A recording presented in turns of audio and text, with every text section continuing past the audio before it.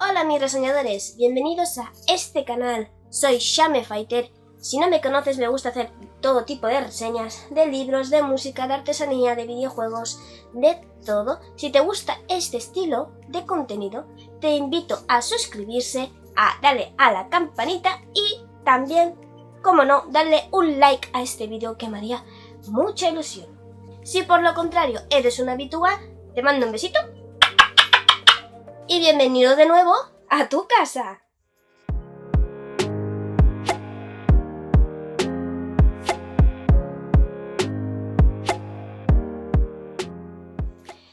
Antes de empezar con el vídeo, os recuerdo que me podéis seguir en mis otras redes sociales como Twitter, Instagram y Wattpad. Y hablando de Wattpad, tengo un libro que es un fanfic de la saga Crepúsculo, que es de lo que vamos a hablar este vídeo.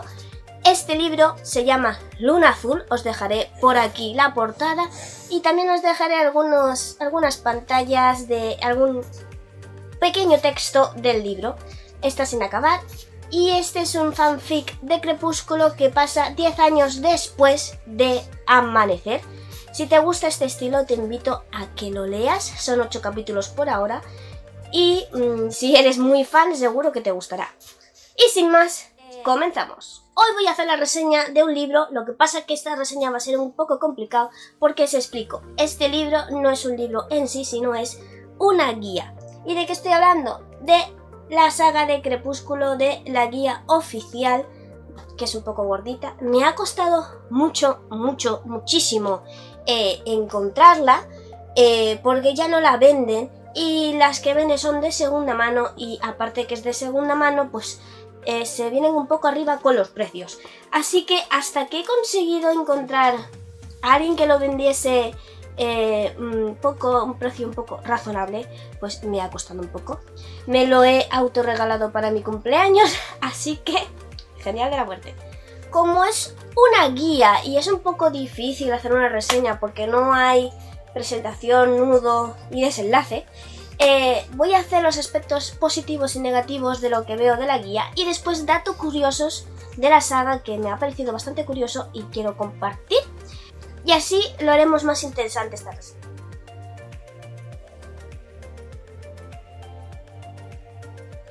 Vamos a empezar con aspectos positivos. Lo voy a hacer así un poco rápido porque los datos después, los curiosos, son más largos. Así que voy a hacer así un poco rápido. Uno de los aspectos positivos es que es una guía muy completa de toda la saga y tiene respuestas que a lo mejor en la saga principal pues no entendías muy bien por qué pasaba o cómo llegaba o las historias de un personaje. Así que es una gran guía y si eres fan seguro que te gusta. Otro aspecto es que vienen las historias de todos los personajes o casi todos, de los principales, de los secundarios e incluso de los personajes de el libro que es pequeñito de la segunda vida de Bri. Esos personajes que son los que estaban con Bri, esta es su historia, así que si querías saberlo o quieres saber lo que hay detrás de cada personaje, es muy interesante verlo.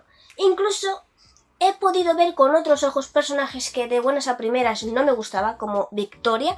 Victoria no me gustaba mucho, pero después de leer su historia de antes de ser vampira, no sé, le veo con otros ojos. Sigue sin gustarme, pero al menos puedo empatizar un poquito con ella, de cómo es, de su obsesión, etc. Otro de los aspectos positivos son las ilustraciones. Son muy bonitas. Voy a leer de quién son. Son ilustraciones de Rebecca Brayley, perdonad por mi pronunciación, de James Carey, de John Kim, Sarah McMenemy, no sé si se pronuncia así, y Lee Palmer Price. Os voy a enseñar al menos un ejemplo de las ilustraciones. Por ejemplo, este es el bosque donde Rosalie encontró a Emmett, que fue atacado por el oso, por ejemplo.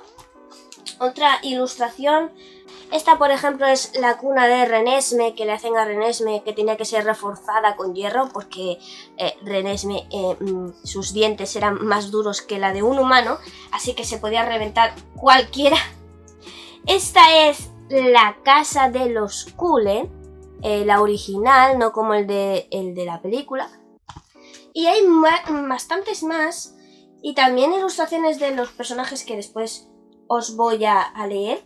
Esta es la torre del reloj de Luna Nueva, donde sale Edward para verse, bueno, para hacerse ver. Pues es aquí, esta es la torre del reloj. Otro aspecto positivo es, por ejemplo, te explica el raíz. Bueno, no se sabe muy bien cómo empezó a existir los vampiros, pero se saben los primeros vampiros que hubo, que son el clan de Rumanía, y te explica el por qué están enemistados con los Volturi, que se ven amanecer los dos vampiros, Stefan y el otro, Vladimir creo que se llamaba, esos dos que son el único que quedan del clan rumano, porque fueron exterminados por los Volturi. Ahí te explica el por qué tienen esa enemistad, la historia de los Volturi, sus leyes, por qué lo hicieron, por qué no, etc, etc. Es muy interesante. También hay una entrevista, nada más empezar el libro, hay una entrevista que se hace Stephanie con su mejor amiga, que es Shannon Hall. Es una entrevista que las dos son escritoras y es bastante enriquecedor porque sabes, por ejemplo, cómo salió la saga, por qué empezó a escribir, también cosas muy curiosas que ya os diré después. Pero es bastante interesante y entretenida la entrevista, os recomiendo que la leáis. También hay otra cosa muy chula que es al final del libro, o casi al final, ¿vale? Que salen las escenas que no incluyeron en la saga principal, como las escenas inéditas de las películas, pues igual, pero de escribir. Que por ejemplo, una de ellas es la de Badminton, cuando está Bella jugando con Mike en Crepúsculo, o la historia de Emmet, con el oso, o de Romeo y Julieta, etc, etc, etc. Al final del libro también encontrarás preguntas de los fans que le han hecho durante toda la saga a Stephanie y ella contesta algunas otras esquiva la respuesta porque dentro de la saga ya te explica, dentro de este libro, en la entrevista, al principio de todo, te explica el por qué no quería contarlo. Por ejemplo, si los vampiros podían procrear, porque esas preguntas que le hacían eran antes de amanecer, así que no podía contestar. Hay una cosa muy curiosa también, que hay un apartado donde explica todos los coches que hay de la saga y encima también hay ilustraciones. Por ejemplo, esta es la camioneta de Bella y esta es, creo que es la de Bella cuando se casa con Edward, antes de ser vampira, creo, te explica el modelo, cómo funciona, pero lo más importante es que tiene relación con la personalidad del personaje que está detrás del coche. Así que, guay.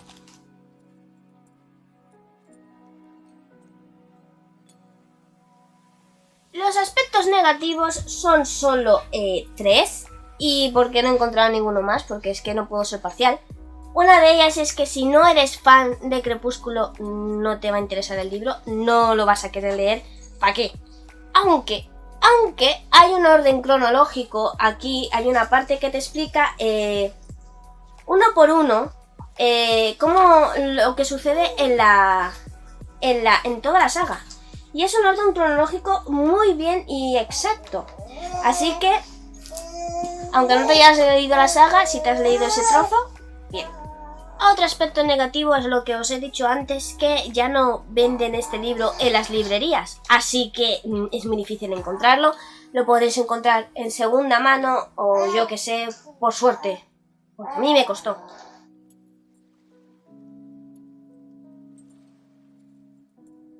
Vamos a empezar con los datos curiosos. Esta es la parte más larga del vídeo, pero también la más guay, así que vamos a empezar. Uno de los datos curiosos que me gustó era saber que Jacob existe gracias a Edward. Si no fuese por Edward, Jacob no existiría, lo explica Stephanie. Edward no podía decirle a Bella directamente que era un vampiro, así que encontró una manera de hacerlo. Fue con Jacob, con la historia de los fríos que lo explican en la push. Y ese iba a ser el principal papel que iba a hacer Jacob, que solo era de explicarle la historia a Bella y ya está. Después dijo, oye, pues le puedo sacar un poco más de chicha a Jacob. Así que después fue muy interesante porque es un personaje icónico. Otro dato curioso que yo tenía era la pregunta de cómo se podían mover los vampiros si en teoría estaban congelados en el tiempo. Si tú congelas algo es muy difícil poderlos mover, así que yo decía, pero ¿cómo puede hacer esto? ¿Qué explicación hay? Aquí Stephanie lo explica súper bien, y es que en todo el cuerpo tiene un fluido parecido a la ponzoña que tienen en la boca, el veneno parecido porque no es veneno, que permite que se hidrate por dentro y haga la función como de sangre, así que pueden mover sus partes y, por ejemplo, pueden parpadear los ojos, lo que sí que no pueden llorar. Otra de las cosas que no sabía e ignoraba, no sé si en la saga lo explica o es que yo hice así y así y ya está, es que los Volturis tienen pareja. Es que en las películas no sale.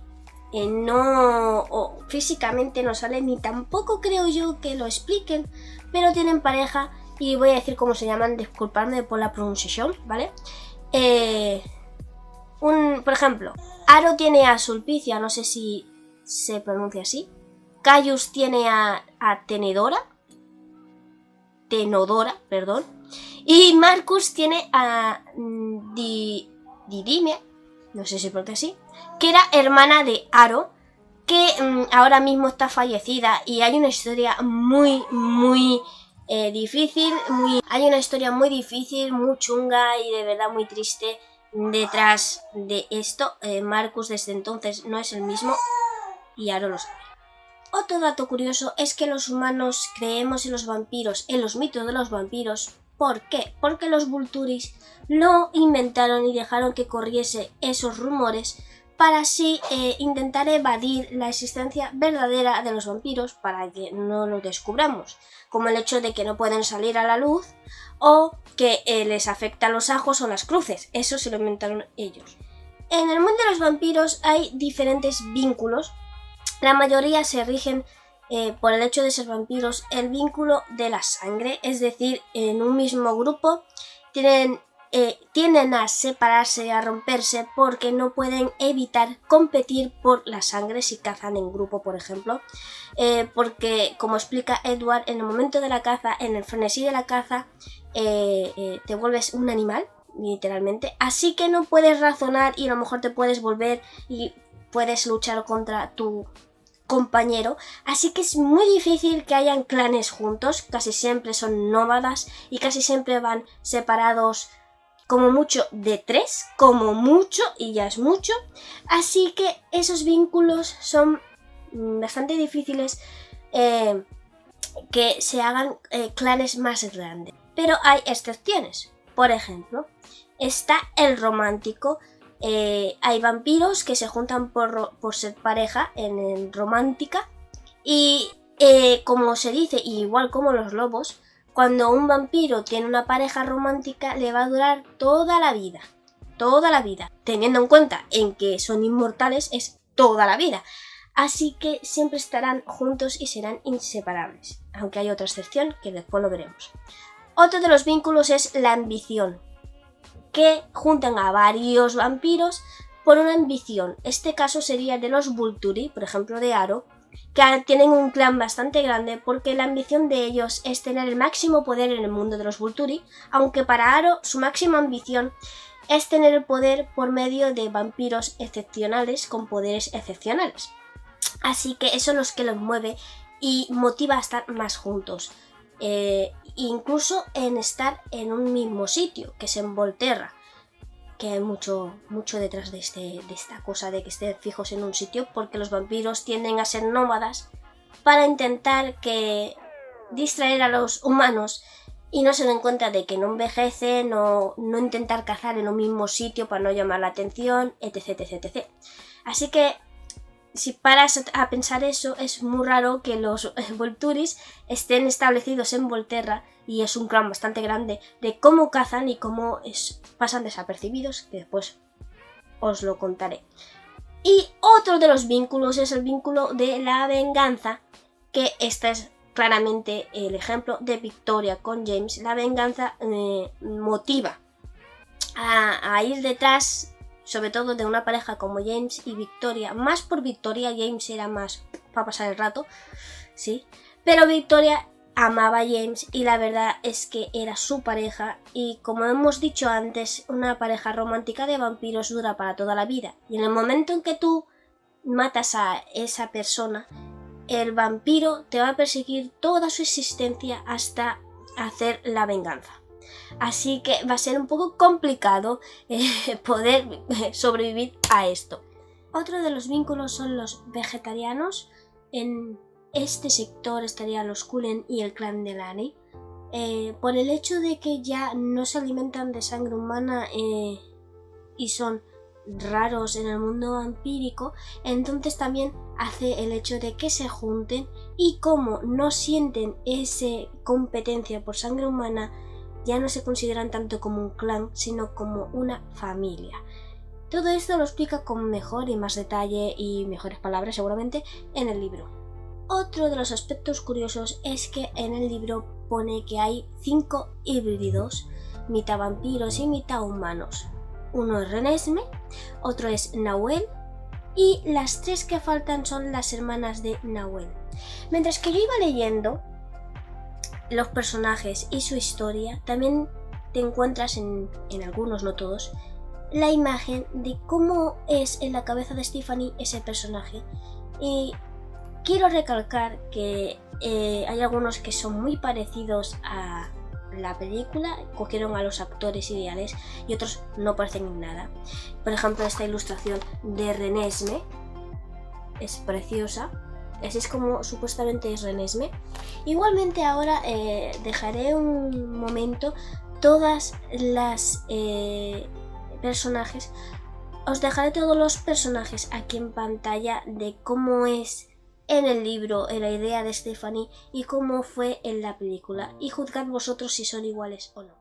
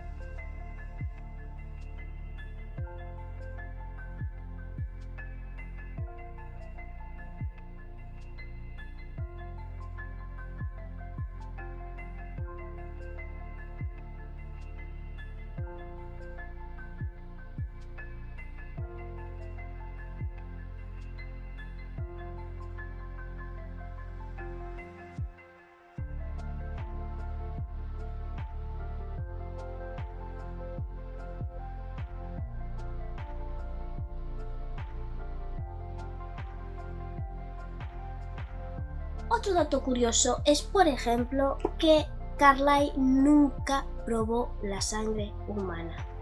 Nunca. Creo que es el único de todo el clan que no ha probado sangre humana. Me diréis, ¿y Bella?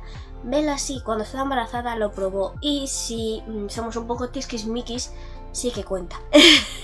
Así que es el único. Pero también del clan Cullen, Carlyle, Rosalie y Bella son los tres vampiros que nunca han matado a un humano, ¿vale?, por su sangre. Me refiero, Carlyle nunca ha matado a un humano, Rosalie sí mató a los humanos, los que le hicieron lo que le hicieron, pero no probó su sangre, porque decía que no querían tener nada de ellos dentro de ella porque le daba asco. Y Bella nunca ha atacado a un humano y nunca lo ha matado, que se sepa.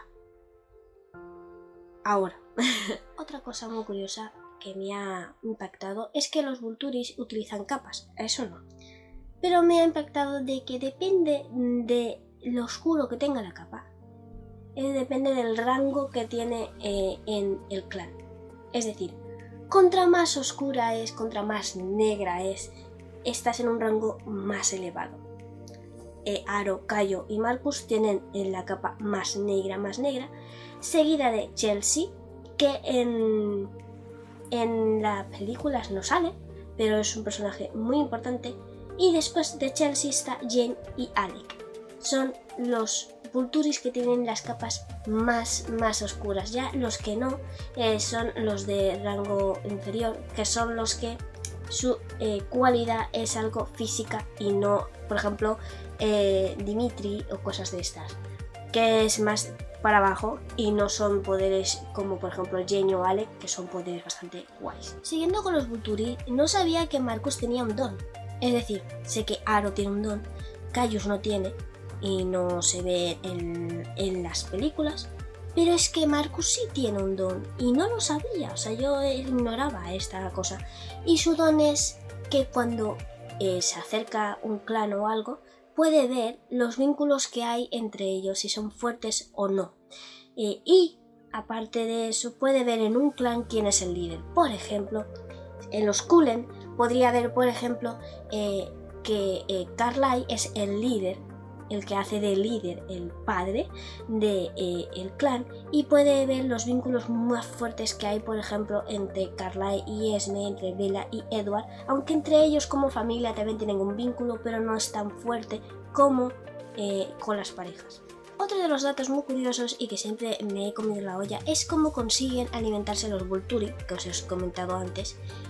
En Luna Nueva se ve una escena de una chica que conlleva y conduce, ¿vale?, a humanos a la cámara donde están los Volturi, que hacen como una guía turística, que en ese momento tanto Alice como Edward cogen a Bella e intentan que no escuche lo que va a pasar a continuación.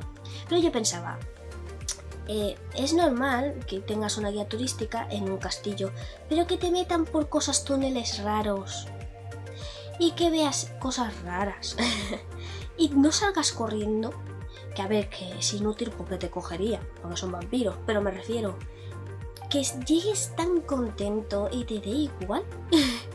Es algo que no entendía y tiene un porqué, porque la chica que lleva a los humanos al sitio, que veréis aquí la escena, tiene un don.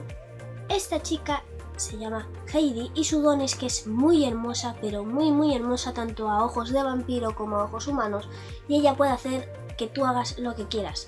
Por ejemplo, ella te dice, cómete y chupa un limón y lo harás. No te puedes negar, porque su don es como encauledar a las presas, como hacían las sirenas, pues eso.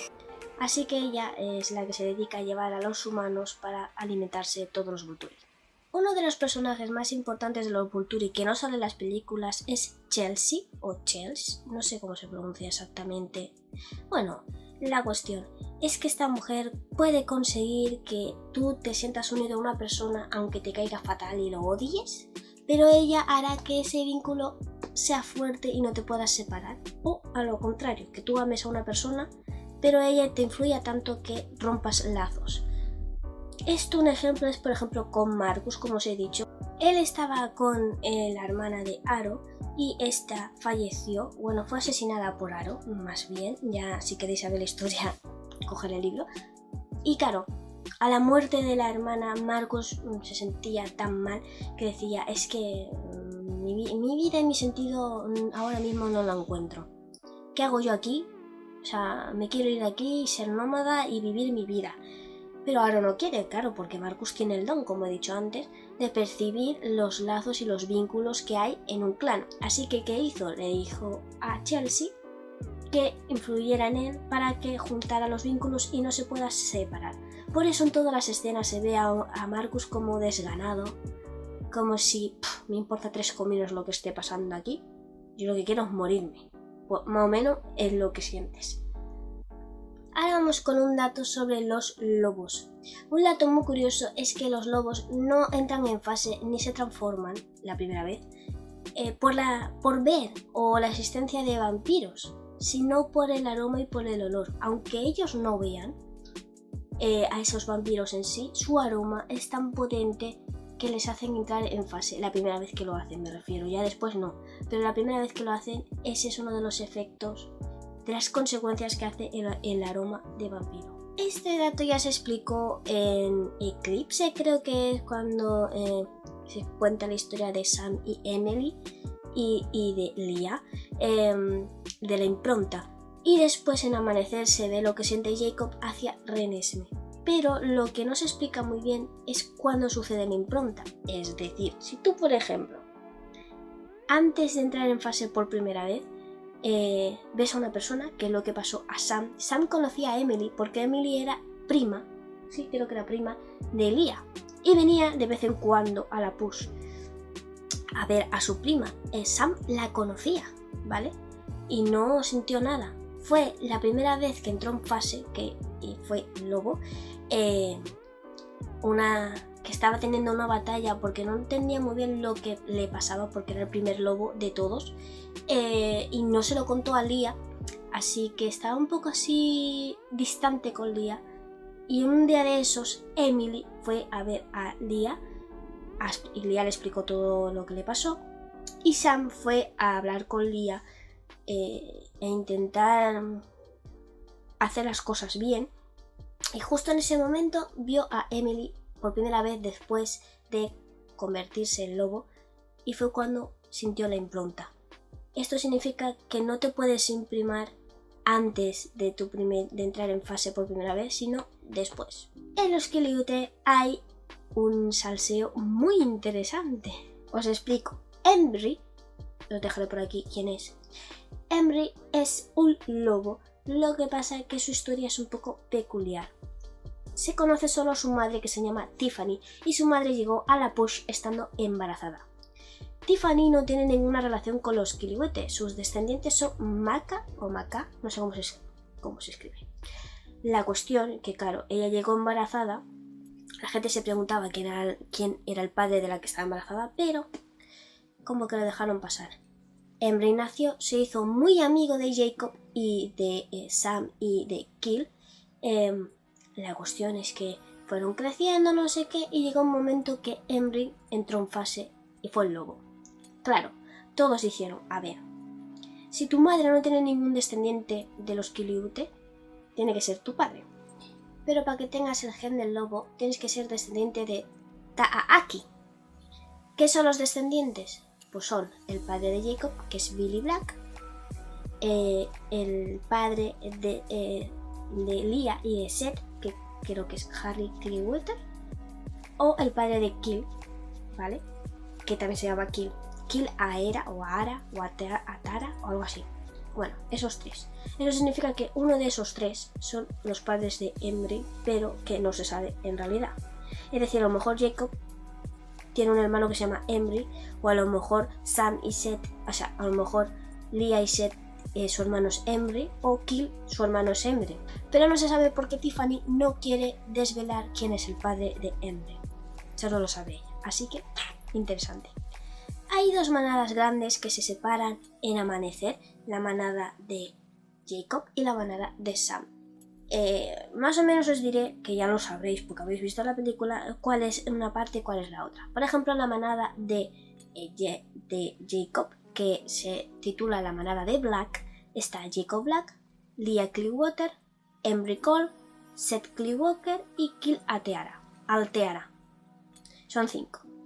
Y la manada de Uley, que es la manada de Sam Uley, está Sam Uley, Jared Cameron, Paul Lawette, Brady Fuller y Colin Littlesey. Estos dos no lucharon en Amanecer ni tampoco en Eclipse porque eran muy pequeñitos para enfrentarse a esa guerra.